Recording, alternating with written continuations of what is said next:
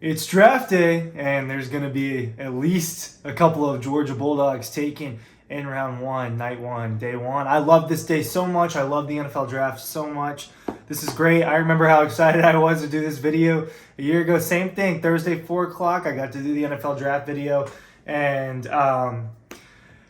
it's just such a cool event, and Georgia is producing guys like that, guys that can play at the professional level, guys that are going to make millions and millions of dollars because they're first round caliber players. And Georgia saw it had the number one overall pick last year in Trayvon Walker. This year, I think the draft is weaker. I agree with the consensus that it's not as good of a draft, but where do the Georgia guys fit in all of this?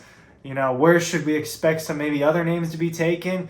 I've got my intel on it, and I'll tell you what I think about it, but let's dive into it. Mock draft time. I'm not making a mock, but we'll talk about the Georgia guys. Ryan Curley from DAWGS here, talking about Georgia football players, NFL draft. Hey, look, I was at the Red Zone today, and I repped this. Boom, boom. You want a cool shirt like this? I'm linking it down below. Sift through the website if you want a different color. It comes in red, black, and white. I've got the black one. It's cool. I personally think the white one's the coolest. Actually, I think I'm gonna get a white one because I like that one. So, look, Double Dogs dot instruction. A lot of first round picks photographed in this. Links are down below for that. Everything you need is down below. So, Jalen Carter is the first Georgia player that's gonna be off the board, I think. All right, unless he has a fall. All right, look at 5 to the Seattle Seahawks seems to be the most likely thing. All right, I think that. Barring trades and barring a slippage, I think Jalen Carter will go 5 to the Seahawks. They desperately need an interior defender. I think there's a few teams that really could use that, including the Atlanta Falcons, who apparently are not highly considering Jalen Carter. I don't know too much about that, but I know they're not really targeting Jalen Carter, even if he's there at 8. I think Jalen Carter goes number 5 to the Seattle Seahawks, if you had to ask me. So I'll mock the Georgia Bulldogs. So I think he goes 5 to the Seahawks. That's what I think is going to happen. That whole 5 to 10 range is where you should be looking for Jalen Carter, because there's going to be at least 2 quarterbacks taken in the top 5, I presume. I believe Will Anderson will be the first defender off the board. There could be more than 2 quarterbacks taking the top 5 depending on trades. So I think Seattle, Jalen Carter, I think that's his fit. Look, I'm not mocking this because I don't think this is going to happen at the end of the day. I think the Falcons are really interested in Nolan Smith. I think that they might try to trade back a few spots and take him, because he certainly will be there at 8 and he could be there at 15. I think that's the thing with Nolan. He is a wide range of player in this thing. Nolan Smith will go anywhere between like 8 and 25. That's his range. I just don't know where it is. The Falcons are contenders to take him. I think that they might. The Falcons are apparently trying to actively trade back, and I believe that Nolan Smith is one of their trade back targets. Now, I've also seen him mocked at 8, but for Nolan, I kind of think he ends up in that teens range. I think he ends up in the teens. And I think someone trades for Nolan Smith. I do. Whether it's the Falcons or someone else, I think someone trades with the intention of taking Nolan Smith somewhere in the teens, possibly the late teens. To me, feels like the Nolan Smith range. Now, someone who may be taken before Nolan Smith, I think he's either going to be the second or third guy taken, is Broderick Jones. Broderick Jones will be taken in the teens. I'd be surprised if he doesn't go in the teens. I think that 10 to 20 range is where Broderick Jones is going to go, because Broderick Jones is kind of a tweener in this offensive line class.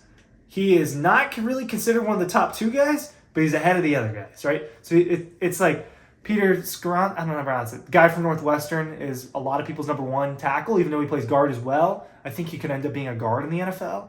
So Broderick will be a left tackle in the NFL most likely, right? It's just what he is. I think he's got a lot of upside.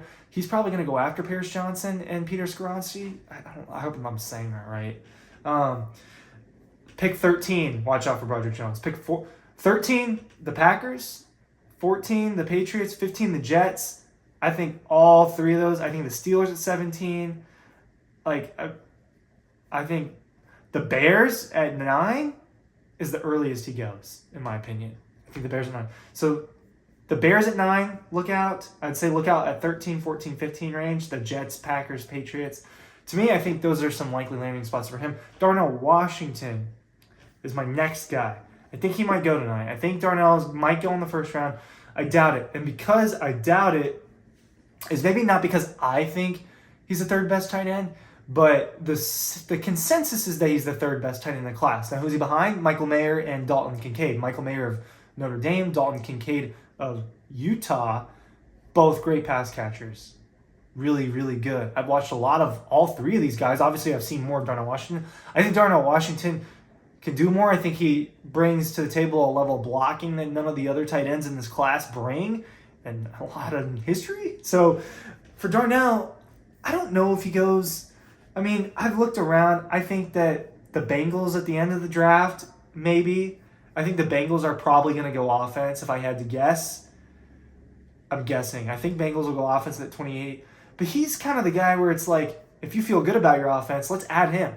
Let's add him. So I've looked around. I've done my soul searching. I don't still know if he's going to go first round.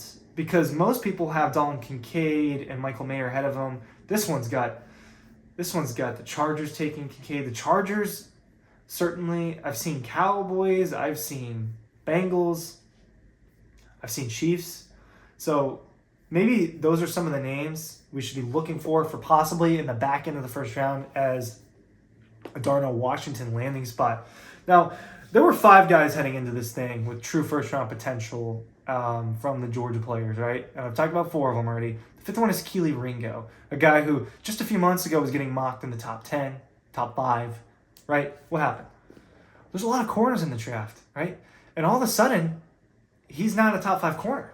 Like, all of a sudden, so to me, I don't completely get it. I guess I see it a little bit with some people think he might not be a corner. Some people think he's not fluid enough. Some people think, maybe he's just, maybe he's not great at coverage and then he's just an athlete and his athleticism has helped him out a lot.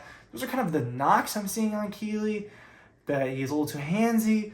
Look, he's a big moment guy. He's uber athletic, one of the most athletic corners I've ever seen. Defensive backs in general, he's just one of them. I mean, he's freaky. And I think he's going to go in the second round at this point because, look, the top 2 consensus guys, corners, Christian Gonzalez and Devon Witherspoon. I think it's Devon. Christian Gonzalez out of Oregon, Devon Witherspoon out of Illinois. Those are 2 of the consensus guys, right? Both long. Same thing as Keely, long, big, athletic corners. Devon Witherspoon, a little bit lighter, right? But a lot of people see him as the most talented corner in this class. I tend to see Christian Gonzalez as the most talented corner in this class.